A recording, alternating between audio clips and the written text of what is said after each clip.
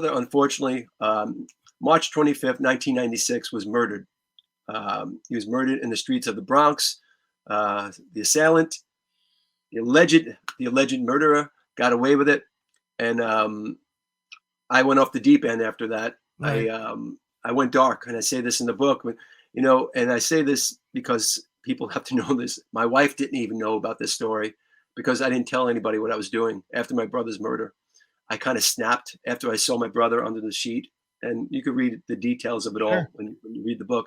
I kind of snapped when I saw, you know, it's like a Law and Order murder scene is what you Sure. see. My brother was under the sheet, and all that was hanging out were his new sneakers that I realized he just bought, but there was blood on it, and that still scarred my head. Wow. And I think that made me snap. And this was, I think we had a tour plan. I was in Anthrax, and I just blocked everything out, and I went dark, and Anthrax didn't matter. Family didn't matter. All I wanted was revenge. Right. And for the next 2 weeks, and this is the God's honest truth, I went to that same area and I hunted. And I hunted and I talked to the wrong people.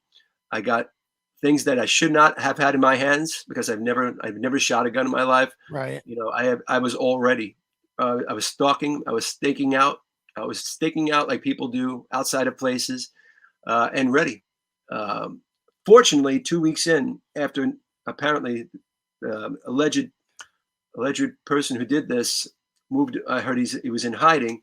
2 weeks after, I was thinking, as I was sitting on one of the stakeouts, I was just sitting outside, waiting outside this coffee shop, and I had the thought of my mother. I said, "How did I get in this? How did I get in this place?" Right. And I thought, "What is my mom going through right now?" It was right here. And then I said, it came to me. He's like, "Look, if I do this, it's going to come out one of two ways. Either there's going to be retribution, and I'm dead. Right. Retribution straight out. That more than likely that would have happened, or Sure. I'm going to go to jail." So all I had in my head, and when it opened up to me, it was like, all right, she's going to lose another son either way. And that kind of maybe, you know, slapped me silly. He's like, "Get up. Well, you got to get out of this. You have to get out of this." And my brother, I had him in my head too. He's like, he would just bitch slap me and say, "Dude, go back home. You aren't this guy. Leave it alone." And I know my brother would have said that.